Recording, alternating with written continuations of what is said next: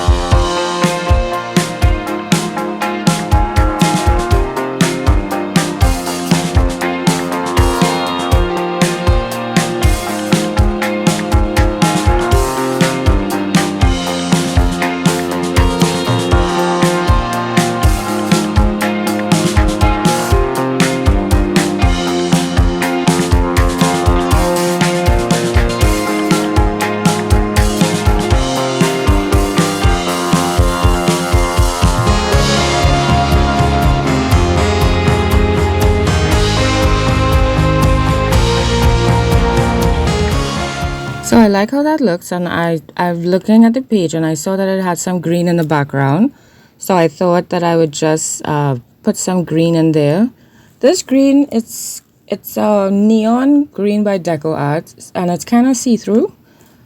My intention at the beginning was to start on a blank page. So I pulled out the colors that I thought I might like. I just randomly pull out some colors. So this is what was on the side, and I saw the green, so this happened to be the green that I used because I had already pulled it out. And I wanted to brighten up the page as well, so I thought it would be perfect. So again, I actually was going to draw a face, so I was looking through my folder to look at some faces to use as a reference. And then I saw, would you believe, jellyfish prints that I did years ago that I never used, and they are so lovely that I wanted to just stick them on your page, but I couldn't because it's printed on cardstock. So I said, well, Gina, you're gonna have to draw it. So I'm using a charcoal pencil. This one is by Marie's, and I am attempting to draw this it's a pencil. It's a charcoal pencil. So in my mind, I'm thinking it's permanent because with a regular pencil, you could erase and try and get everything quote unquote perfect. But I decided that this is going to be looking sketchy. So I just, drew some quick lines and squiggles and, I just did it However, for the second jellyfish, so that's like a seaweedish plant under the ocean. This one is the actual jellyfish, and I didn't trust myself to get the curve of it properly. So I use the stencil part of it to do that, and then I'm just adding to it by extending the tentacles and adding some more detail where the bulbous part is, which was quite fun. I shocked myself, and I mean, I'm sure it could be done better, but I actually really like it. So that's awesome. So I'm using my charcoal, and then I'm going to try to make it permanent by coming in over it with my pen. I use the charcoal because it's still a pencil, and I was hesitant and I wasn't sure how it would look. So here I am coming over it with my pen because I'm mostly satisfied with what I see, and I'm not trying to trace everything that I put down before. I'm just using it as a guide. Again, it's my intention at this point is to have it like a messy sketch.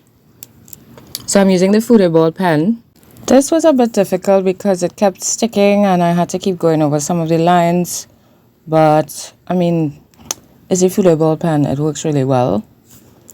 I really enjoy working with it. It's lovely.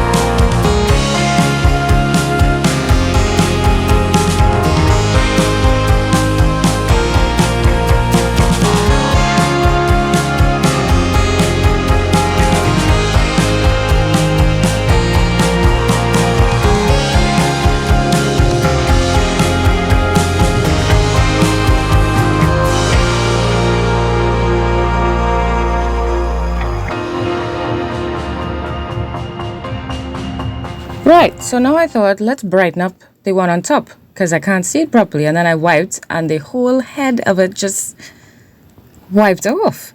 So I thought, okay, maybe I need to dry it because maybe I didn't dry it and that's why it's spreading. So I go in again to try to add, and it erased everything. Everything that I just did, it just erased it. Now I remember I had the charcoal, but still. So I was like, okay, Gina, it's already done. Just go back in with the white, just brighten up that area, smooth it out, and I'm going to have to draw it over. I was so annoyed because I gave myself an hour. I actually put a timer on and I gave myself an hour to do this. So I was like, okay, Gina, because I had stuff to do. But anyway, so while that's drying, I thought, let me just not focus on that and I'll go over the plant because the plant looks kind of dark. So I'm just coming in with some white with the POSCA pen and just, doing some random strokes. Again, it's intended to be a messy, sketchy looking thing. And then for this one, I'm thinking I need to make this one more permanent than the one on top. So I'm using the POSCA pen to do over the leaves that I just did. So this is like the third time because I did the charcoal pencil, then the Fudeball, and now the POSCA. And then when I was doing this, I was thinking, why didn't I use this before? It really didn't even occur to me. So here we go again. Jellyfish number 3. Now I'm just using the pen and I'm going in brave this time. And I actually really liked how the first one came out, so I was thinking, I hope this one comes out good as well. We'll see. I don't know. But the intention, I keep reminding myself, it's a sketchy piece of art. It's not, meant to be all perfect lines and everything. It's a sketchy piece. So I'm just using the black pen to make my main marks.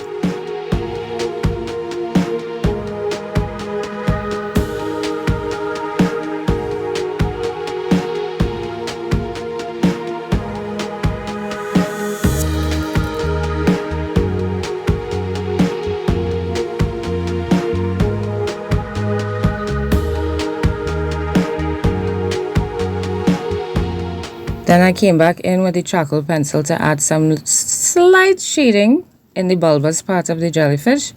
And then I'm just adding some white here and there only because really and truly I did it below. But after I did it, I actually really liked how it looked. And I found below there was looking like it was just kind of floating on the page. So I just added some extra detail so it would look like it has a base. I'm using this now for the circles. Just to add some circles, and I thought I'll turn them into bubbles. So I'm just doing the circle, and then I'm going to put the little mark inside to make it look like a bubble. And yeah, I used a white pen as well to make, to outline them, because I didn't like how they were looking just black. So I just did all of them black and white with the little mark inside. And then I started to put smaller ones all over. I feel like I should put more by the jellyfish though. He looks kind of lonely up there. So I think I'm going to do that. But yeah. And then I decided let's add some dots because the space looks so empty. So I decided I'm going to add some dots in certain places and then just kind of scatter them, have them kind of fade out into the rest of the page. I realized adding these dots, they can be very addictive because they started to end up almost all over the page. They can be very, very addictive. I guess it's probably like a relaxing thing to do. Just do dots or circles or, yeah. So I'm just adding those dots and then I'm going to put a small, nothing to really talk about frame just on the upper left and the bottom right corner using the same white paint marker because it felt like it needed some type of frame, but I didn't want to give it a definitive, line. So I just did a scratchy kind of frame and I didn't want it too in your face, so that's why I used the white and I just kind of scratched it in, and this is my page today. I actually really like it. Turned out very different from what I had in mind, and thank you so much for watching, and I will see you in the next video. As always, I look forward to your thoughts and comments on this one.